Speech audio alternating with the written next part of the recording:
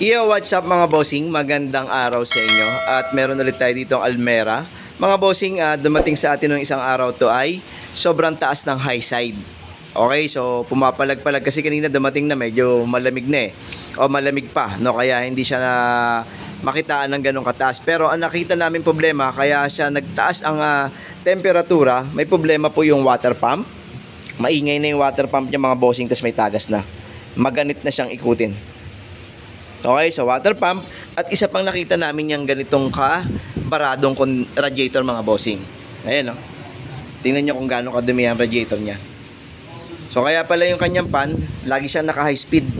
Kasi nga, nasisense ng sensor na mainit yung kanyang radiator. Okay, ang gagawin namin dito mga bossing, ipa-flashing natin yung buong system, condenser. Kung kayang palitan, papalitan natin ng panibago yan. Palit ng coolant, linis ng radiator, palit ng ating water pump. Kasi isa sa dahilan kung bakit hindi ganun kalamig ang aircon niya ay dahil dun sa pagtaas ng temperatura ng makina. At syempre dama yung aircon natin mga bossing. O kaya ito ang hatol natin dito sa ating Almera.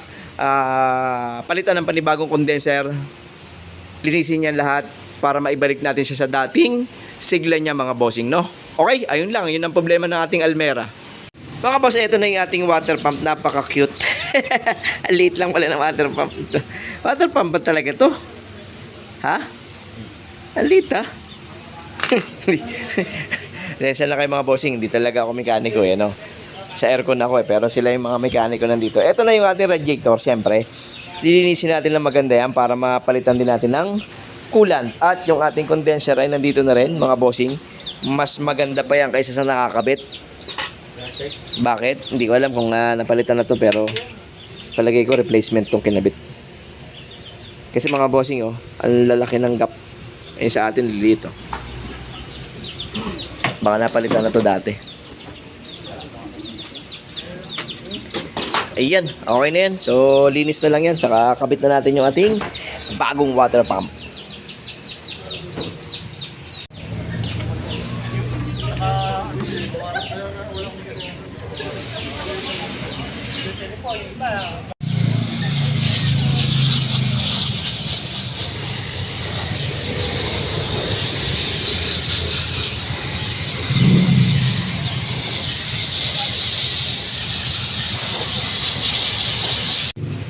Mga bossing, nakikabit na natin yung ating bagong condenser mga bossing. Syempre bago na yan. Syempre compressor na change oil na rin natin. At nagliligtas kami mga bossing.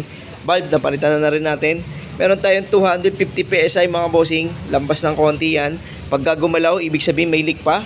Pero palagay ko wala na dahil bago ang condenser. Na-check din natin ng compressor, mga o-ring. Palit na yan mga bossing. Ang inaantay na lang natin na yung ating water pump mga boss. Natanggal na rin natin yung water pump.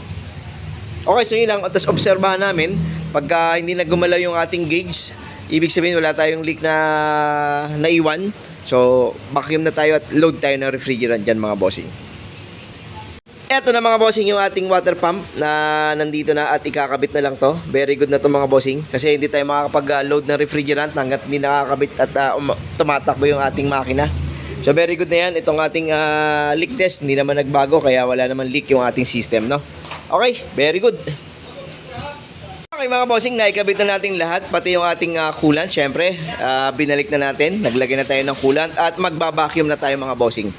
Wala pa rin nangyari doon sa ating gauge, walang leak. So vacuum na, tapos reload tayo ng refrigerant mga bossing. Okay? Okay mga bossing, load na kami ng refrigerant. Syempre, base pa rin tayo sa grams. At ang ating reading ay mga nasa 32. Low side. High side natin na 150. 151.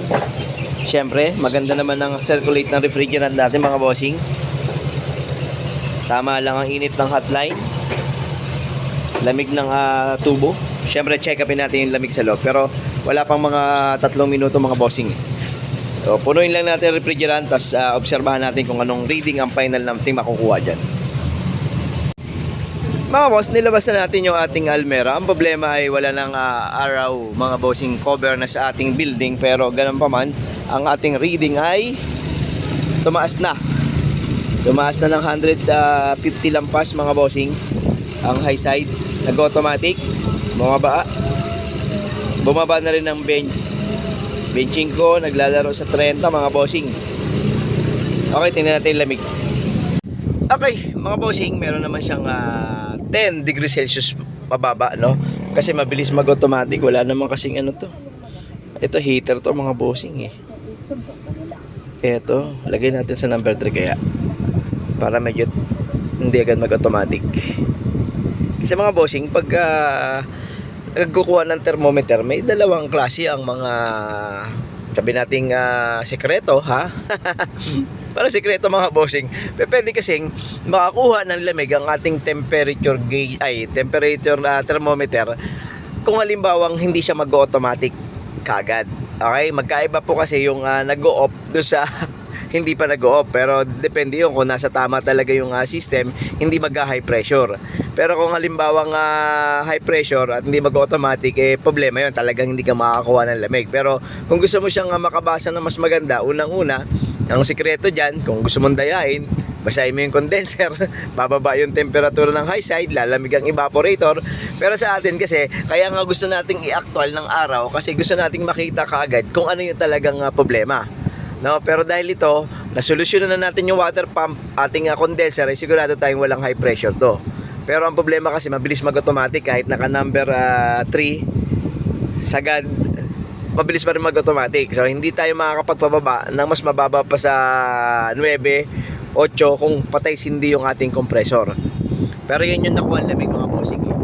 Yung number 3 ko na yan, pero nararamdaman ko pa rin yung automatic niya based on sa RPM niya mga bossing. No? So may mga sekreto sa pagkukuha, kaya nga minsan kasi yun ang inaano natin na wag nating basain. Tingnan natin, ibabad sa araw. Tingnan natin yung talagang final nating nakuhang reading at saka yung ating lamig sa ating mga ginagawa, no? Okay, ayun lang naman ang ginawa natin dito. Talagang nung dumating sa amin, napaka taas ng high side at bukod sa taas, pumapalag-palag pa. Yung pala ay dahil sa water pump at sa ating radiator, no? O yun lang mga bossing, papaobserbahan ko na ito sa ating kliyente dahil wala ng araw, wala rin naman pasahero.